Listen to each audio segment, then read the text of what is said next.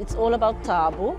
I love Thabo. Thabo, Thabo, Thabo, Thabo, Thabo, Thabo, Thabo. Finding Thabo is a cognitive stimulation game. Modeled on Where's Wally, Finding Thabo has been specifically designed for young children.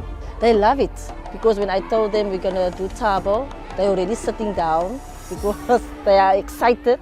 Activities for Finding Thabo were developed by occupational therapists, speech therapists, and the psychologist. We see a lot of rote learning happening. For example, with numbers, can count to 10 off by heart, but they don't understand the concept of numbers. In the Finding Thabo activities, we introduce them initially only to 1, 2, 3. We move up to 1 to 5. And the idea is to be able to upgrade it or downgrade these activities according to the children. We also have used a scaffolding process. The first picture is relatively simple. With each picture, it becomes increasingly more sophisticated and difficult. Using the pictures in small group environments makes it very easy for teachers to identify which children are struggling with certain aspects. Teachers love the program.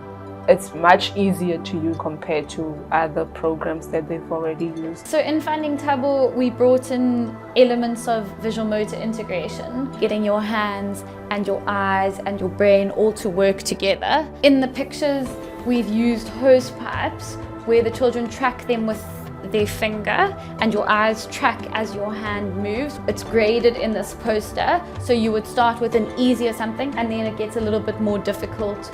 It actually helped me to identify the kid who needs more help. Children look for objects in a physical picture, while the caregivers receive instructions via a digital channel, which is primarily WhatsApp or Facebook Messenger.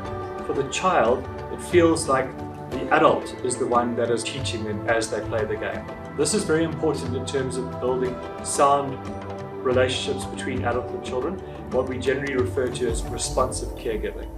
The other really exciting part of Finding Thabo is the interplay between analog and digital. Hard copy materials which are colourful and engaging, and at the same time a journey of how to interact with those materials using very simple technology. We have built our own chatbot. It's essentially an automated system. And I think that makes it a powerful product that can be really easily scaled. Our big intention with Finding Thabo is to make sure that children are ready for grade R. The Thrive by 5 index tells us about the percentage of children aged 4 to 5 years who are developmentally on track. 65% of young children in South Africa are not able to do the basic learning tasks that are expected of a child their age. The findings really highlight the need for greater innovation in the development of products that can be effectively scaled both in home environments as well as in early learning programs. We've now expanded to the point where we have 10 different pictures, a full year's curriculum that cover all the different developmental areas, and they've been developed in accordance with the National Curriculum Framework. Most of that content has now been translated into multiple languages. We're excited by the opportunity to scale Finding Thabo in partnership with business, and the fact that it tapped into the potential for shared value. We've also been successful in establishing corporate partnerships. We've worked with Pick n Pay, Yum Yum and NutriDay to reward parents who complete a set number of activities. This emulates this kind of multi-stakeholder partnership.